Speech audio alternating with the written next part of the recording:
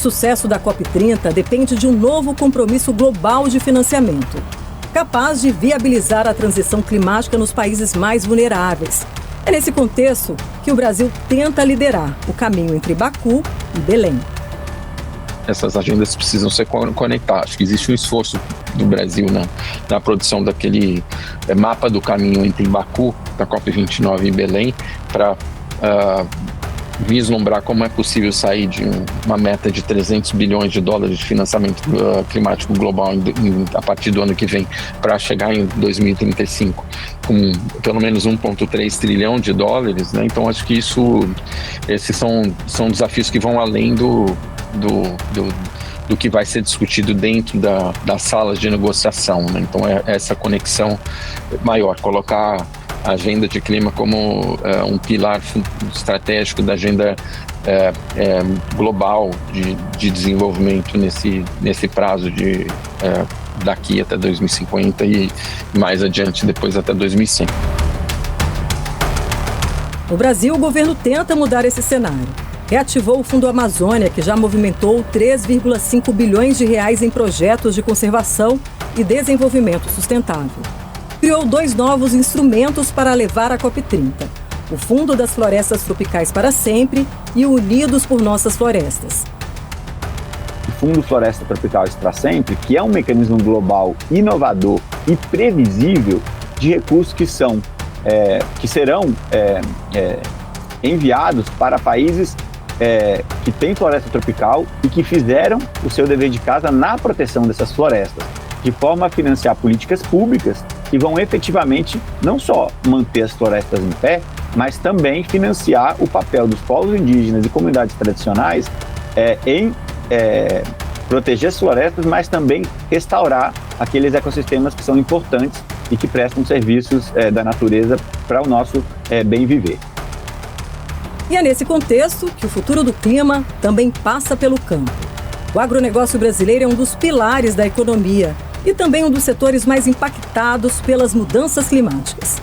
O ex-ministro e coordenador do Centro de Agronegócio da Fundação Getúlio Vargas, Roberto Rodrigues, será o porta-voz do setor durante a COP30. Na linha tudo da sustentabilidade, na linha de inteligência artificial, na linha de 40 milhões de hectares de pastagem degradada, enfim, tem todo um universo de questões a ser resolvido com tecnologia e ciência na direção da produção sustentável. O ex-ministro defende que o agro brasileiro precisa ser parte da solução climática. Para ele, o futuro da agricultura sustentável está no cinturão tropical. E o Brasil é o país que mais avançou nesse modelo. Para ele, diante um clima instável e crises geopolíticas, o Brasil passa a ser visto como um ator estratégico na segurança alimentar mundial. Um país que pode liderar a transição para uma agricultura de baixo carbono, desde que transforme os avanços científicos em política de Estado. O agronegócio é uma das forças que movem o Brasil. Representa cerca de 30% do PIB, gera 1/3 dos empregos formais e é responsável por mais de 40% das exportações brasileiras. E, ao mesmo tempo, é um dos setores mais impactados pelo aquecimento global. Depende da chuva, do solo e do equilíbrio dos ecossistemas. As enchentes no sul e as secas no norte mostraram o tamanho da vulnerabilidade do agronegócio. Cada grau a mais do planeta significa perda de produtividade, escassez de água e aumento no preço dos alimentos.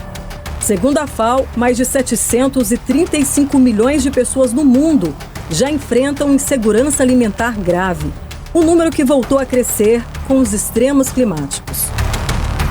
Onde não houver comida, não tem paz, nem estabilidade política e social de um país. Então, alimentar o mundo é um tema central para a obtenção do paz mundial. Hoje, cerca de 80% da produção agrícola brasileira acontece em áreas já abertas. Recuperar pastagens degradadas e investir em tecnologias de baixo carbono poderia aumentar a produção em até 40% sem novo desmatamento. Segundo a Embrapa, o Programa de Agricultura de Baixo Carbono já evitou a emissão de mais de 200 milhões de toneladas de CO2 desde 2010. Mas a escala ainda é pequena diante do tamanho do desafio.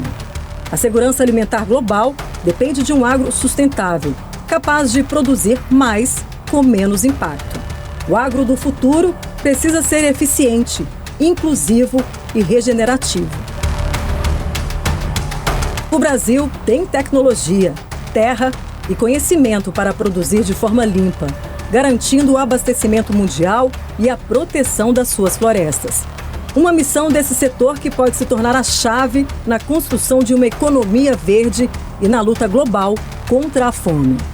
Enquanto o agro brasileiro busca produzir com menos impacto, os povos indígenas mostram há séculos que é possível viver da floresta sem destruí-la. Suas terras são hoje as áreas mais preservadas do Brasil, onde o desmatamento é praticamente nulo. São eles os verdadeiros guardiões da Amazônia.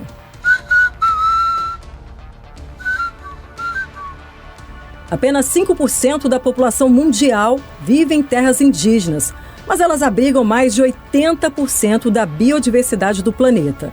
No Brasil, são 723 terras indígenas que ocupam cerca de 13% do território nacional, concentradas principalmente na Amazônia. Esses territórios funcionam como uma barreira contra o desmatamento e a degradação.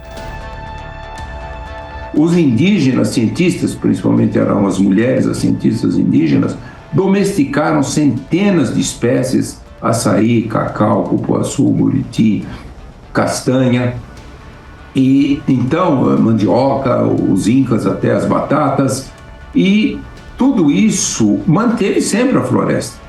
Então, o potencial da sociobioeconomia, que a gente chama sociobioeconomia de floresta em pé, é muito grande. A voz dos povos indígenas é essencial neste debate. O advogado macuxi Ivo Cipe Aureliano, do Conselho Indígena de Roraima, defende os direitos territoriais ambientais na Amazônia. Sua visão é clara: as terras indígenas não são apenas um direito, são a base da conservação e do equilíbrio climático do Brasil. Cerca de 13% do território nacional é terra indígena. Então, na Amazônia, nós temos uma boa parte, da Amazônia demarcada com terras indígenas. Inclusive, a maior parte da Amazônia hoje está preservada por causa das terras indígenas, A gente precisa reconhecer, de fato, a importância, a contribuição dos povos indígenas para a manutenção da floresta em pé. A luta pelos direitos territoriais é também uma luta climática. Não é a primeira vez que indígenas participam de uma conferência do clima, mas a COP30 terá a maior participação indígena da história. Povos originários não se limitarão a eventos paralelos. Eles terão espaço garantido nas discussões e mesas de negociação. Então, essa COP a gente espera que, de fato, o governo possa garantir a participação dos representantes indígenas nas discussões que têm por objetivo garantir, de fato, o reconhecimento das terras indígenas e esse protagonismo dos povos indígenas. E quem sempre protegeu a floresta já sente os efeitos do aquecimento global. Os povos indígenas é quem mais sente, inclusive, as mudanças climáticas, por exemplo, com o aquecimento dos rios, o desaparecimento de espécies, a floresta secando cada vez mais. A própria forma de produção de alimentos tem mudado muito, então os impactos são diretos e sentidos pelos povos indígenas. Pela primeira vez, haverá um pavilhão permanente dos povos da floresta, indígenas, ribeirinhos e quilombolas, dentro da conferência. Então, inicialmente, é dar voz e garantir os seus direitos. Acho que isso é o básico que a gente precisa fazer quando se refere a apoiar e fomentar a agenda dos povos indígenas e comunidades tradicionais.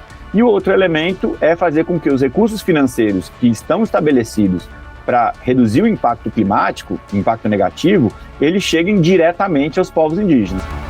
Mas reconhecer não é suficiente.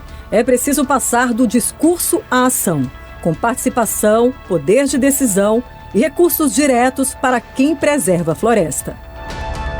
Ações educativas, educação ambiental, do papel que os povos indígenas têm, não só como parte dessa riqueza cultural que o Brasil tem, mas como parte da sociedade e a contribuição por meio da sua forma de viver, seus territórios, como parte da riqueza do país. O mundo pede resultados e a resposta pode vir de quem sempre soube viver em equilíbrio com a floresta. A COP30 é a conferência que promete fazer história. Não apenas pelos acordos, mas pela capacidade de conectar a floresta com o mundo. Nenhuma cidade do mundo reuniu tantas dimensões climáticas no mesmo território. Pela primeira vez, a ciência terá espaço fixo dentro da Blue Zone. O conhecimento vai orientar decisões políticas, numa conferência onde não há mais espaço para o negacionismo.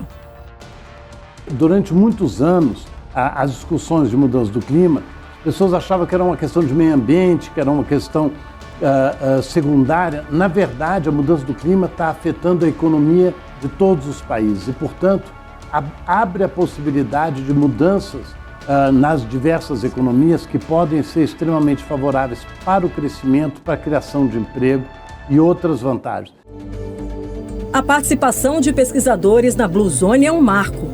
Significa trazer evidências para o centro do poder e transformar dados em decisões. Ciência e política finalmente sentadas na mesma mesa.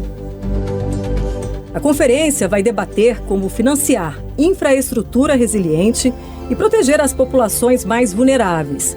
A ciência não fala mais em futuro, fala em sobrevivência. O mundo cobra agora o que foi prometido.